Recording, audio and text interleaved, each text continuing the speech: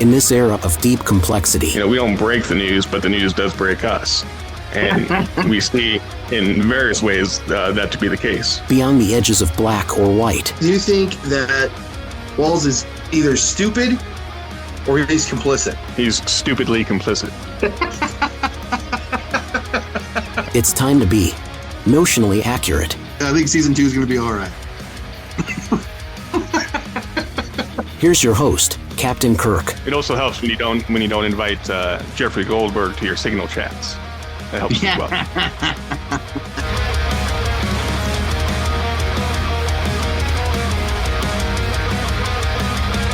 Welcome one and all to the 25th episode of the Notionally Accurate podcast, produced live right here at the One Man's Burden Studios in my undisclosed compound, located in the underground vault Tim Walz is hiding the daycare fraud stash in. My name is Captain Kirk, and I'll be your affable host.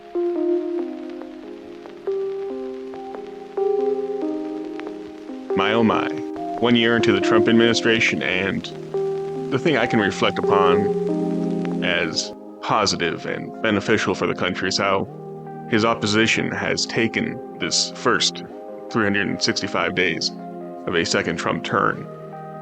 They've really composed themselves very well. They haven't gone off the deep end at all. They've shown us how sensible and reasonable they are, and have allowed us to sing a kumbaya. That's what I really appreciate for this first year of a second Trump term. No chaos, no leaked chats or anything like that, no assassinations. Things have been going really well. No airstrikes in foreign countries. We've ended that pesky Ukraine-Russia war. A lot of the Trump administration policies have been codified into law thanks to a Congress that knows what it's doing, led by true statesmen. It's been great. It's been great. No complaints, right? Well, to help us sort out some of the things that have been going on, because remember, notionally accurate, we don't break the news. The news breaks us. And with that in mind, here's some guy named Jason and I. Enjoy.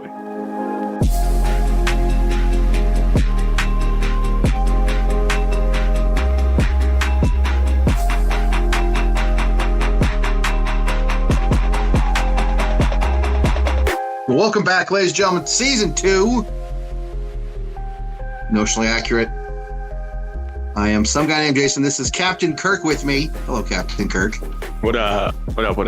So we started season 2. I was telling Kirk here before the show, I was somewhat gun shy. I have really not paid that much attention to politics since the assassination of Charlie Kirk. It was horrible.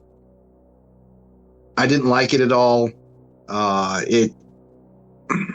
didn't like the conversation around it. It affected me, and I just couldn't pay attention to politics that much. So I kind of stepped away from it.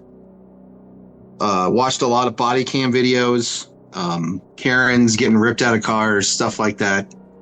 That kind of soothes the soul. But that'll become relevant later.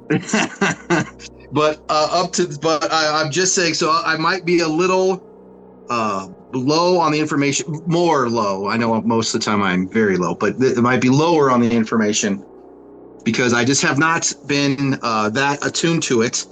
I don't like conversations about politics. I've figured out. We were just talking, Kirk, that it's not that I'm tired of politics.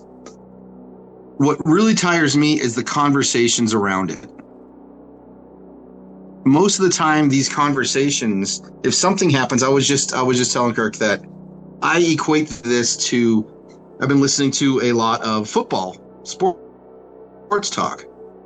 And you get, the game happens on Sunday, and there's overreaction Monday, and then there's conversation Tuesday and question Wednesday, Thursday. By the time you get to like the Thursday, Friday, the conversation's getting a little dry. You're they're kind of looking for things. Eventually, they just have to start playing the game. They have to play the next game to continue the conversation. And I think with politics, sometimes the conversation itself just becomes its own thing. It's no longer about what happened. And with Charlie Kirk's assassination, in and of itself was so gross and so disgusting. But the conversation that came with it was even grosser. It was even more telling of American society. I saw a thing, and you kind of just shrugged your shoulders at this stat, Kirk. But in 2004, 34% of American society identified as either Democrat or Republican. They were part of a political party, and 31% said that they were independent in 2004. 2026, 45% identify as independent, and only 27% identify as with a party. Do you think, though, with this Charlie Kirk thing, with how politics are going, because it is so extreme with the dialogue, because there's this clickbait aspect now. I mean, there's always been a clickbait aspect to politics. I mean, Thomas Jefferson had a clickbait, but do you think, is this telling in any way? Do you think this Charlie Kirk thing, like the polarization of politics, because you were saying, I said it's forcing people to not want to choose, and you're saying it's forcing, what are you saying? What was your response? As far as the Charlie Kirk shooting, I think that was more just revelatory, illuminating than any sort of like main reason for a chasm in our politics.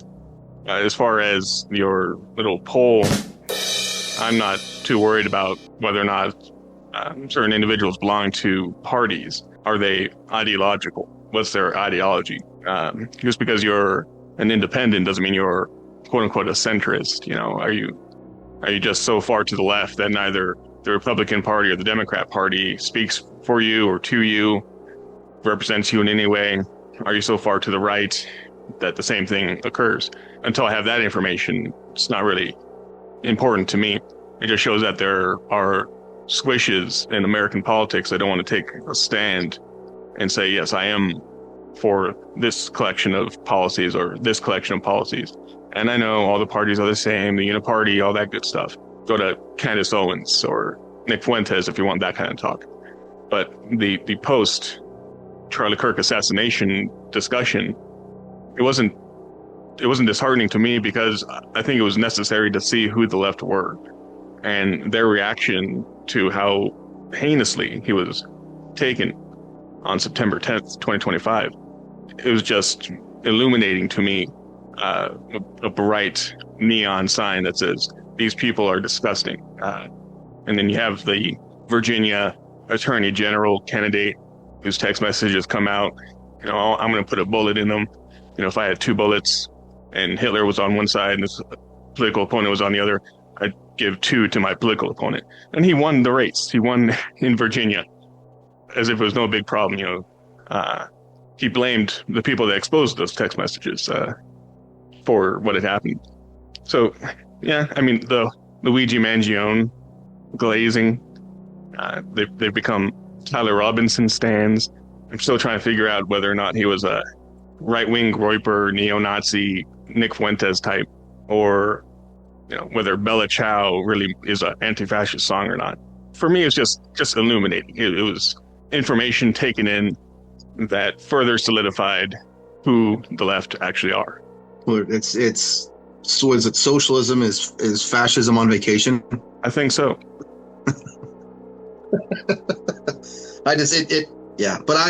What really kind of raised my eyebrow, though, and brought me to where I was like, oh, I want to know more about this, was the Maduro thing. This Maduro thing is, I don't know, what Trump pulled off. First, what Trump has not only changed the mentality towards the American military, he's kind of presented this American military where we don't have to show up, burn down the building, and then rebuild the building back up anymore. We can show up, punch you in the nose and leave, and there's nothing you can do about it. We don't have to rebuild. We want to get this guy. We're going to get this guy. We want to destroy that thing. We're going to destroy that thing. And there's nothing you can do about it. And that's what I think, is the most unnerving aspect of this whole thing to the world. And there's concerns, why didn't he use the Navy SEALs? Why did he use Delta Force? Well, it's because Navy SEALs are more willing to, spill the beans, as it were, Chris Kyle and Jesse Ventura and the like. Oh, sure. That operation was damn near flawless in its execution. And it's not regime change because we left the administration still in place. We just yoinked their quote unquote president out for a trial in New York. So, we're not regime changing. We're not nation building because they're going to be taking care of everything. There was no response from China, Iran, Russia, maybe a couple of wagged fingers. But what does that mean in today's world? I don't know. Well, but as we said before the show, though, Kirk, it did break some international laws that at some points the United States will have to reckon for. Oh, my goodness. It's true. Yeah, those international laws, all UN backed and secured, right? Trump's shaking in his boots. Once again, with the body cam videos, it's like when you they pull someone over and the person's getting handcuffed and they say, call the police. And the police officer looks at him and says, I am the police. Right, yeah. we are the international law. Yeah, I want a white shirt. Which, not until I started watching these body cam videos did I know that was such a widespread request. As if anyone's going to be like, oh yeah, I'm a white shirt. Let me take the side of the person who just beat up my officers. Give me a break. He was like, yeah. Well, it's also too, like, we're not Chicago. But what's interesting too, though, is so with Iran, because obviously there's some inner workings with the populists right now, but we're not necessarily nation toppling there. We're not nation building there. We struck their nuclear facilities, showed their weakness. I guess with Israel, they've been gutting them out slowly to where their infrastructure is really nothing. Right. With Venezuela, we're not nation building. We just took the guy. I don't know. I guess Trump just gave somebody a peace prize, so that's cool. But it's a different. The United States doesn't look like this big, lumbering oaf. You know what I mean? Very precise. Like we hit things when we want to hit them, and if you don't, there's nothing you can do about it. I think it makes China stand up a little bit. When we talk to Russia, it makes them stand up a little bit. Although the world probably felt this way about Trump before all of this, but now that the proof is in the pudding, they're all kind of leery of eating said pudding. Yeah, we're a lean, mean, yeeting machine, thanks to Donald Trump's leadership. Well, and then it brings up the next thing, though. How realistic is this Greenland thing? What's going on with this? Is this true? He wants Greenland? Yes, he does want Greenland. Because my thought is this. Does he want Green? Is he doing this because the United States wants Greenland, or is he doing it to kind of poke NATO? Because he's not the biggest fan of NATO. He's not the biggest fan of anybody. I mean, like, he doesn't dislike NATO. I think he dislikes the UN. I dislike the UN. Right. But as far as whether he wants Greenland or not, or if it's a big 4D chess move, if we want it, we will get it. So as far as poking NATO, we can do that in a myriad of ways that don't involve threatening confiscation and annexation of Greenland. So. Well, this seems like this came out of left field. Did it though? It's not like that. This has been like in the American psyche for generations. Where it's like we need to bring home Greenland. Like manifest destiny is not in our blood. I mean, no, that is. But I'm just saying, like, but where did the Greenland thing come from? I don't know. Where did the Alaska thing come from? In fact, wasn't that called Seward's Folly? That strip of land over there. Why the heck would we ever need it? And it's like, oh, wait, it has oil. Yeah, but it was also sold to us by, other Europeans, which is always a funny, I don't know, always buying buying land over here from them is just always, that's a very odd. The French giving us Louisiana. All right. Yeah, they didn't give it to us. Napoleon was desperate for cash so that he could invade Russia. That's, blew that one. But I don't know. It just seems like this Greenland thing is out of left field. I guess it makes sense, for defenses. It seems like it's a real hornet's nest. I don't know. So if there was no strategic value to it, why is there so much tension about whether or not the U.S. can obtain it in some way? Well, why hasn't Denmark done anything with it? Like, if it's this awesome and it's chock full of all these things, why hasn't anyone And now they're sending troops over? Well, they're sending troops over there now because we're interested in it. This is the whole exactly. 2 kids. So is that poking the NATO? Is that poking the NATO bear in order to get them to send more troops there because it is a security checkpoint against Russia? That's what what I'm saying. That's exactly what I'm saying. Yeah, like Trump's doing this to kind of like, all right, well, I'm gonna at least get some blood flowing here because it doesn't make any. I don't know. But Trump does things that I don't know. It doesn't make any sense to me. He says things that don't make any sense to me. I don't know. Well, to borrow a phrase, he works in mysterious ways. Yeah, I didn't mean for that to rhyme, but it's true. Well, and what's really interesting too is how he can do all of this and be boisterous and say ridiculous things, but then have plans that don't leak. No one knew about this Maduro thing. No one knew about the Iran plan. Like nothing leaked. Nothing. I don't know. It's just interesting. And what do those two military maneuvers, have in common?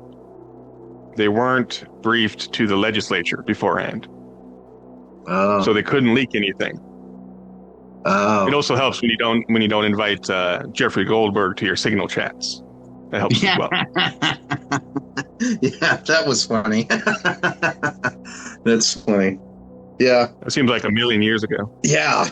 Well, the way things are now, that's just With Trump, I don't think Putin's backing down. Obviously, this is a war of attrition over there. But I think it does make China kind of back up a little bit with what's happened recently. And that's the most important thing, is to split up China and Russia and Iran, Russia and Venezuela. You're trying to break this axis that has built up over the last 25 years. One hitch in that giddy up is Canada signing trade deals with China.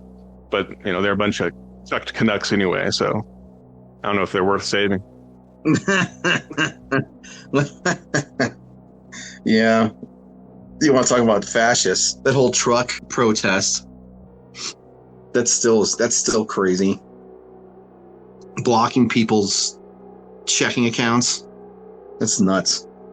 Freezing bank accounts and spying on people. That's crazy. So but that's my point with the Greenland thing, is that what if he's not necessarily going for it truly? He's just kind of getting people to where they're upping the defenses. Or both. Yeah, maybe. He works in mysterious ways. He does work mysterious ways. Well, speaking of mysterious ways, how about Minnesota? Boy, that place has become a hellhole real quick, huh? That's crazy. Excuse me, sir. I think you mean a bastion and a beacon of freedom, led by the best governor in the land. I would love to go to Minnesota, but at least according to himself. So okay. Obviously, this Waltz thing. Do you think that Waltz is either stupid or he's complicit? He's stupidly complicit. You know what I mean? Because you have to either be a ridiculously idiotic person or know exactly what's going on and just going, And Walz is the Democrat governor of Minnesota, 2-term governor, former Democrat VP candidate. Now he's not running for a historic 3rd term as Minnesota governor because mostly I would say of this whole Somali fraud scandal, which has cost taxpayers billions of dollars. Is he complicit? Well, his first defense was, we were the first ones to investigate the fraud to begin with. So you guys should be thanking us for even knowing about it. And then when the videos come out of, Nick Shirley and others going to places like the Quality Learing Center and not being able to determine whether or not it's an actual location or not. And then they say, well, it's been closed for a couple of weeks now. And, oh, well, you went at the wrong time. That's not when the kids show up. It's like, well, which is it? And then Walls pivots to, well, you're all racist anyway. Even noticing it. How dare you? It's like, well, you told us, so you're the one that noticed it first. So are you the racist? The logic doesn't fit. And so they're flailing around right now. I'd say he's complicit. If he thought he could fight this and win, he wouldn't be ducking a third term. But because this thing is blowing up so badly, he has to run away. Well, there's just so much money. This isn't like there's so much money. Like you can't not be aware of this amount of money going through the system like this. Like that's an exorbitant amount of money. It was in the billions, right? They're saying like 8 billion, something like that. Well, to begin, the Fed said billions of dollars. So Trump said, hey, this is a fraud totaling billions of dollars. And then the hipster nerd fact checkers fresh out of J school, Columbia probably, said, hey, there's no evidence that billions of dollars have been stolen from this daycare fund. And then it's like, well, you just have to point to the trial documents and it's like billions of dollars. So what are we going to do about it? What is there to do? Because we have the TSA with bags being passed with millions of dollars in it at airports in Minnesota traveling to Somaliland.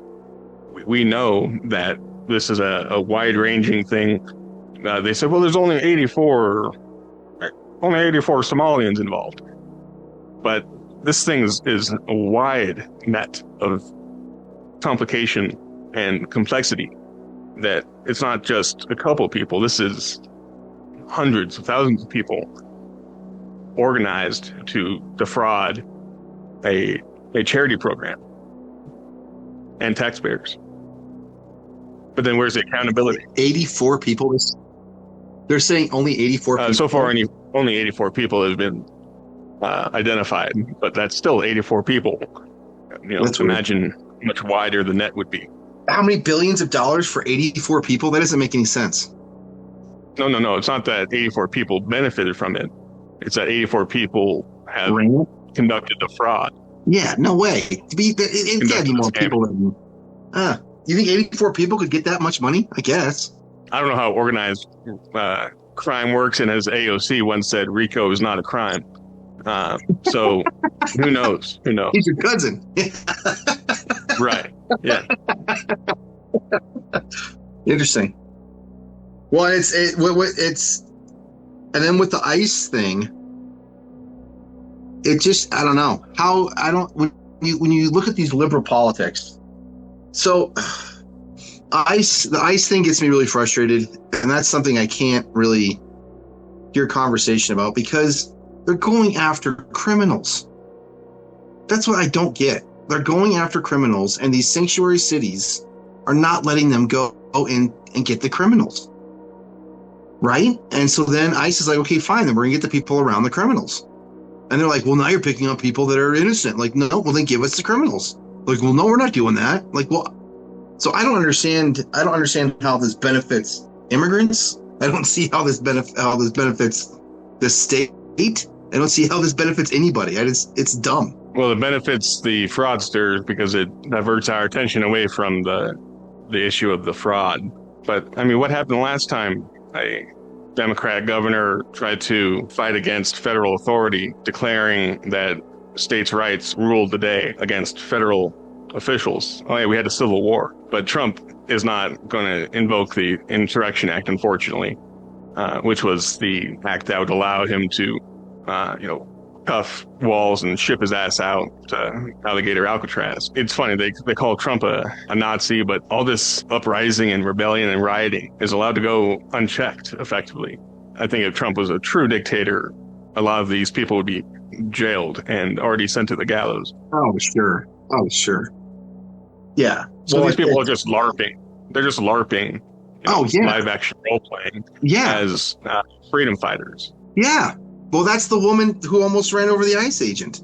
That's what she's from Colorado. Renee Nicole Good. Like, she's not even, she's there specifically to do that. She's there specifically to cause problems. And it's interesting. She was initially declared just a regular mom sent to drop off her kids and got entangled in a traffic stop. And, mean old ICE just started blasting like It's Always Sunny in Philadelphia, Frank Reynolds style. And, like it was a battle zone or something. And then all the video footage comes out. Every single legacy media outlet, New York Times, Washington Post, ABC, NBC, CBS, though CBS is getting better, all came out with the same interpretation of the video that, she was trying to back up and get away. She was confused. She was afraid for her life. She actually said, "I'm not even mad at you, officer," which proves that she wasn't trying to run the officer over. The officer called her a effing bitch after he shot her. That proves that he had a murderous intent, et cetera, et cetera. All these narratives just evaporate if you just wait a couple days. And that's why I like this podcast is, we don't break the news, but the news does break us. And we see in various ways that to be the case. Yeah, you have to. And nowadays, too, especially, you can't, when something happens, you literally have to wait 3 days. Yep. I wouldn't even I'm getting to the point now where I don't even read anything. If I hear about something, I wait a day before I read anything about it. Because whatever the first thing that comes out, chances are, if it's a huge thing, I don't believe it. You can read by the headlines. The headline alone is like this article, whatever this is biased and stupid. I don't want to read it. I don't care if you're not a fan of Trump. You can't hate everything he does. I love the clip of what's his face, Schumer, at the end, Trump's first term, criticizing Trump because he wasn't doing anything about Maduro, talking about how, he was down there. Why didn't he take care of them? He could have done it this whole time, and he didn't do anything. He's a weak man. And then he does something. Well, who does he think he is? He can't walk around just starting taking people. I mean, this is ridiculous. That's the political part where it's like, I can't. It grades me. It drives me insane. It's very aggravating, that's for sure. Well, it's like the Epstein files thing. It's release the files. Well, why didn't you guys release the files? Well, you see, and then they go, with blubbering and flailing rather than answering the question. If there was something on Trump, they would have released it. If there was something on anybody, they would have released it. It doesn't matter what party it is. Trump. Well, and here's the thing is, okay, let's release it. Let's release it. We're making this real. Okay, Clintons, you have to come and talk to the Congress. The Clintons aren't going to that. This whole thing they is skipped stupid. out on that. Yeah. He was on that plane 27 times. Bill Clinton has done some things. Yeah. Yeah, whatever. I'm just saying, like, the Epstein thing, I think, is so gross and so deep that we're not gonna ever get to the truth of it. Like, ever. Do you believe it's a thing that is so damaging and devastating to global politics and global relations that the release of it would cause such irreparable damage as to destroy alliances around the world? I don't know about all that. I think really powerful people don't want that stuff getting out. What makes me is no one, and there's a lot of really intelligent people who still say this, where no one knows where his money came from. That's the only thing is who is supporting all of this. That's what makes me nervous. Not the fact that he got, a sex fiend like Bill Clinton 27 times. That's fine, but how did he get an island?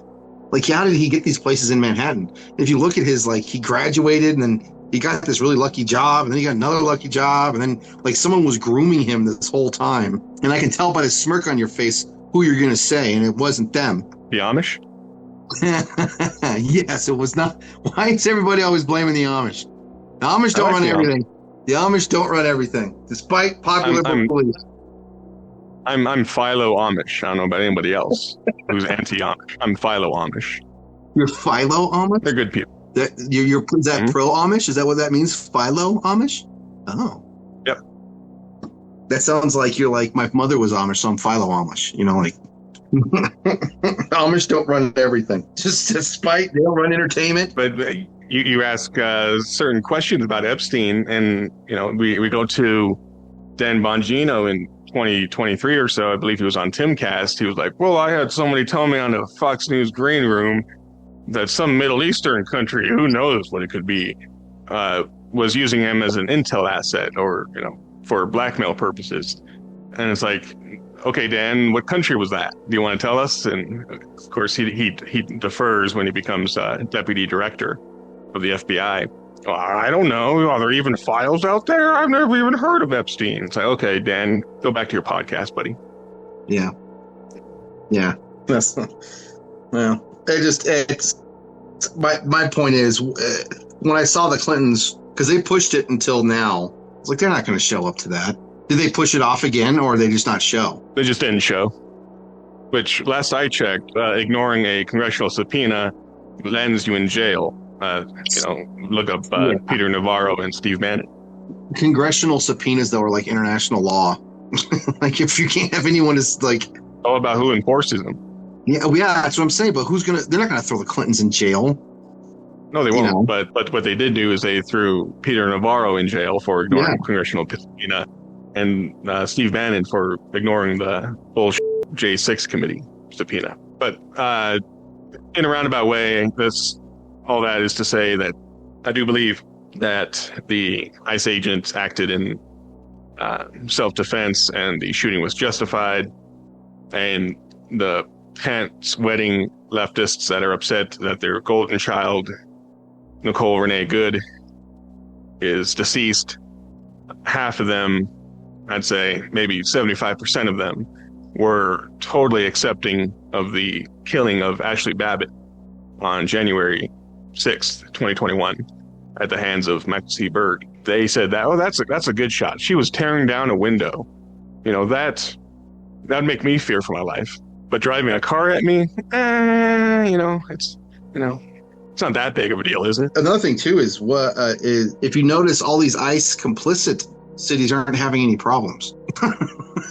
And the left tries to make the point that, why isn't there an issue in Florida? It's because they're complying with ICE, working together with ICE. They're getting the bad guys. Like, now when something happens in Florida, bad guys are like, I can get deported, so they don't want to be in Florida. And it sounds so painstakingly obvious that the ICE complicit cities aren't having issues. It's all the cities that are protecting the criminals. They're not going after. I mean, they don't want people to be illegal. And I think this also helps with self-deportation, where a lot of people are leaving because they're worried about just dealing with this in general. But they're not, I don't know. When something like that happens and the conversation is so extreme both ways, I like what you're saying about, because like for me, I'm thinking I'm more of a centrist. I don't like thinking extreme, but you're right about how there are extreme factors on both sides, that the Democratic Party isn't extreme enough. The Republican Party isn't extreme enough. So they're not. So it's almost maybe this political environment, is it making extreme polarization? Do you think more of that? You don't think people are becoming more centrist? You think people are becoming more extreme? I need to see the data. You know, what does the data say? I'd also like to know what the education level, lack of a better term, with the IQ scores of the centrist versus Democrats versus Republican. Obviously, the stereotype will be Republican will be lower, Democrats higher, independents higher. But I need to see the data. I don't know. Are people being polarized? I don't know. I really don't know. If you get down the conspiratorial route, you say, well, was the killing of Charlie Kirk really just a lone wolf guy who dated a trans person who didn't like what Charlie Kirk said, or did he have help?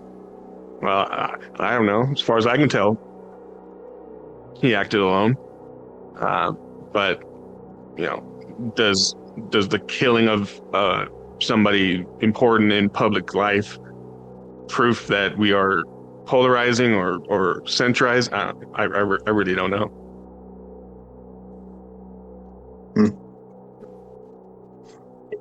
Yeah, because independent can cover, anarcho-capitalists and Lenin Trotskyites. I need to see the data. I just don't know. I had the Trotskys on Christmas. Bingo, bazinga! I did. It was horrible. It was violent. Merry Christmas, Happy New Year. It was horrible. And concussive diarrhea. Dude, it was. It was. Yeah. I had the Trotsky. Porcelain rattler.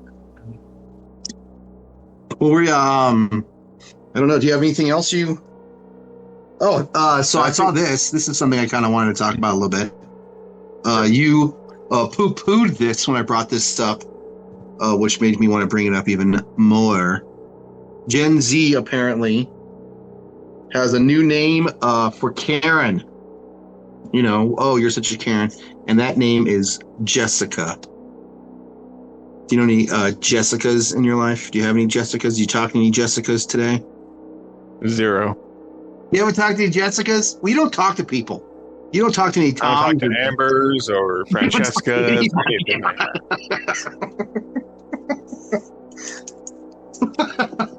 I just don't think I saw talk that. to my abuela, and that's it. But I mean, I'm surprised the name Karen stuck. I don't know if that would stick. Jessica. Dude, don't be a Jessica. I mean, I could see it. What a Jessica. It's all stupid. I don't care. Well, that's not. I think the Karen nomenclature is some of the stupidest things. And then all these poor girls named Karen are being like harassed and bullied because their name's Karen. And it's like, what the hell are we doing to ourselves?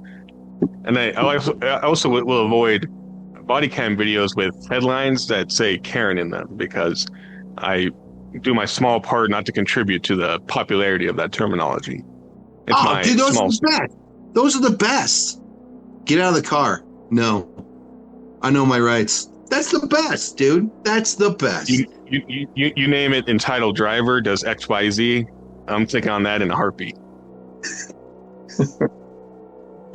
I love the fact how we both, independently of each other, developed a love for body cam videos.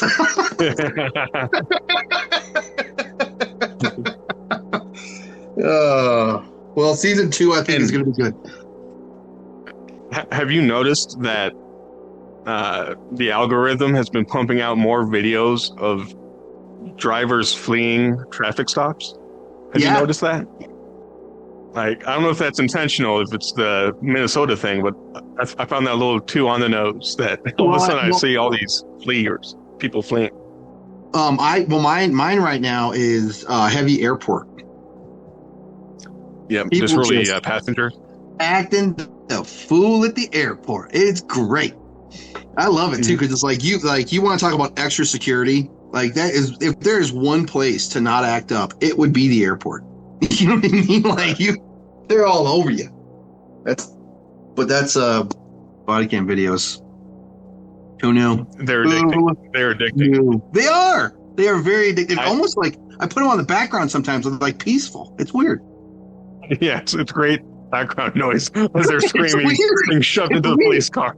Yeah, it's either Enya or that. I don't know which. I don't know. It's that's funny. I love body cam videos so much, and I've been watching them since 2018 or so. And of course, the irony about body cam videos is that they're part of the legacy of Black Lives Matter. They wanted police officers to wear body cameras. Well, it's actually been a boon both to the police and to the motorists and pedestrians they stop and question or what have you, to have these body cams on. And the tertiary effect, the side effect, is that we get to be completely entertained by all these encounters. So I have a playlist. Of body cam videos that I watch on repeat. 375 videos so far. Really? I watch them as many as I can. Do as you often really? as I can. I mean, there's a couple of them that you get a good cop, and they're hilarious. There's this one guy where he's busting this shoplifter, and she had a whole cart full of stuff, and he's going through it, and he's like, "So, you got steak, huh? Steak? You got some steak?" She's like, "Yeah, we're hungry." And he goes, "Really? Ribeye? Wow, you went ribeye, huh?" And she's like, "Yeah, I didn't know." He goes, "Go for the best cut, don't you? Go for the best cut. You guys real hungry?" And there you go. And he was toying with her, and she was so stupid and so vulnerable that there's nothing she can do. I don't know. It's how could you not enjoy it? Well, it's great. They took cops off the air, right? I mean, cops has always had a place in everybody's heart, you know? And this is just, this scratches that itch, that justice itch. So, by and large, the left had been trying to cancel cops for a number of years. I remember Michael Moore in one of his documentaries, I believe it was Bowling for Columbine, he kind of criticized that style of broadcast. And then 2020 happens, George Floyd and blah, blah. I think that's when it gets taken off the air. Live PD gets taken off the air. Paw Patrol gets taken off the air as well. Yeah, it does.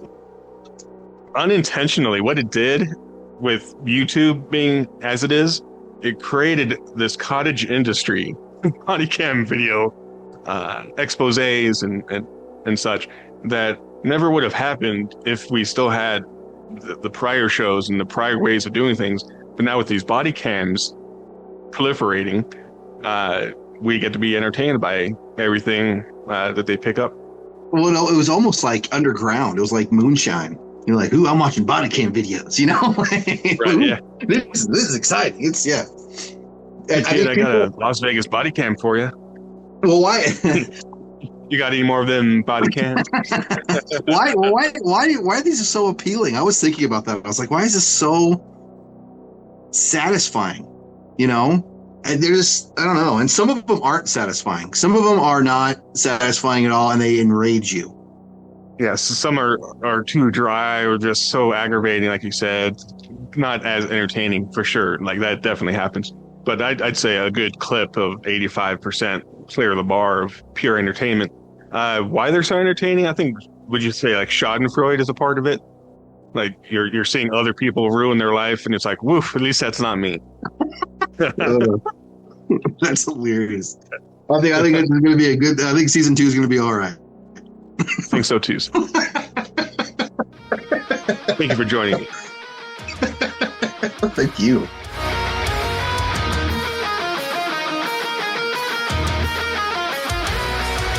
Anyway, thanks for listening to episode 25 of Notionally Accurate. Thank you to some guy named Jason for joining me on this one. I'm your host, Captain Kirk. More to come on future episodes. Find this podcast on SoundCloud, Rumble, and YouTube.